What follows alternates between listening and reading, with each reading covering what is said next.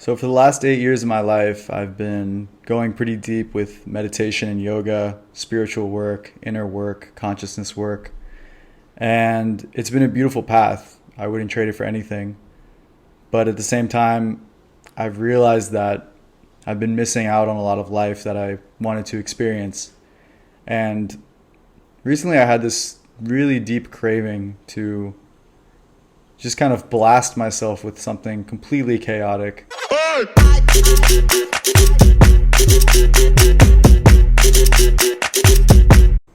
Um, Something very far from the life I was living, which was, doing yoga, living on the beach, basically living like a monk in a cave, just doing spiritual practice, reading, studying. So I decided to go to Brazil, Rio de Janeiro, for Carnival.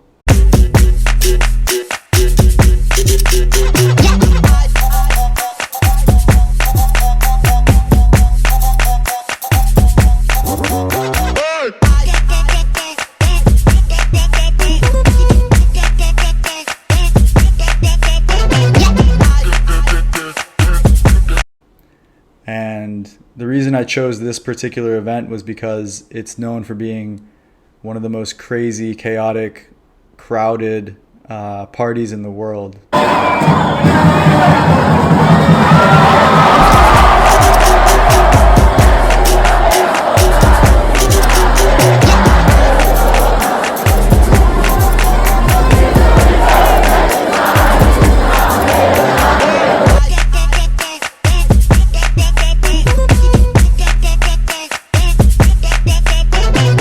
Festivals in the world.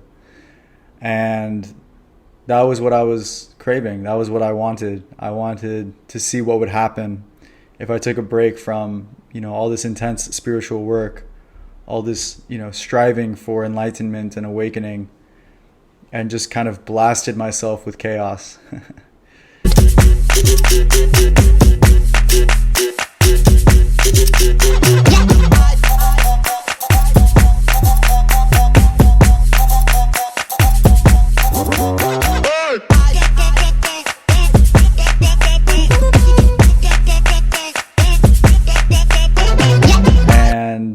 That's what I did. I went to Rio. I didn't think about it twice. I didn't do much research. I just kind of pulled the trigger and decided to go. And upon getting there, I realized that I was still very much in my center and going through the parties, which were definitely chaos. I wasn't craving a beer. I wasn't craving to escape. I wasn't freaking out. I was very much in my center. I was very much aligned. I was very much connected to God. I was very much in that stillness. And what this revealed to me was that not only does the spiritual path work and provide immense results and immense benefits, but it's also real through that party. I was in the center of awareness through those parties. I was able to recognize myself as awareness talking to tens, hundreds of people. And I didn't need beer or drugs or even coffee to keep my energy levels at the pace of the party. I was setting the tone for myself. And I was meditating on the parties. I was meditating on the chaos, seeing it all as God, seeing the beautiful women dancing as God, as goddess. Hearing the music as the noise of God, the noise of Spanda, the noise of the spiritual heart. Moving through the parties, just realizing that everything was flowing, everything was changing through this dream-like state, which is reality, which is God's dream. And really seeing in that chaos that everything is God, that everything is truly God. And I think for me, as a part of my path, I needed to experience that. I needed to step away from the calm, controlled environment of the beach and the cave and the yoga practices and walk through the streets of Rio during Carnival and really just experience it all as oneness, as equally as spiritual as being in a cave doing yoga. And I think in spirituality, we we have an idea of what it needs to look like. We have an idea of how it needs to feel. We have an idea of the person we need to be, like a tantric man or a feminine goddess, these kind of ideals. And I think that's far from what spirituality is. I think spirituality is life in all its forms. And there is no part of reality that's not God. So I mean, we should be able to find God in all parts of life, in all parts of the world. And not need to isolate ourselves or flagellate ourselves to be spiritual. I don't think spirituality is supposed to be a deeply suffering thing. I think there's times where it's challenging, for sure. There's times where it requires sacrifice and hard work and discipline. But overall, spirituality should be the joy of your life. It should be the bread to your butter. It should be juicy and delicious and fun. And it should open your heart. You should feel more and more love every day as you do spiritual work. And eventually be able to be in any environment and see that as God, to see yourself as awareness, to see yourself as infinity. And bring that insight that you had in those retreats and practices and bring them into the world. Share them with other people. And it's not about being perfect. It's really not. I'm learning that more and more. I think more important than perfection is owning your authentic self and being honest with yourself and your desires. We demonize desires so much in Buddhism and these practices. People talk about, oh, it's all an illusion and your desires are binding you and your desires are evil and your ego is evil.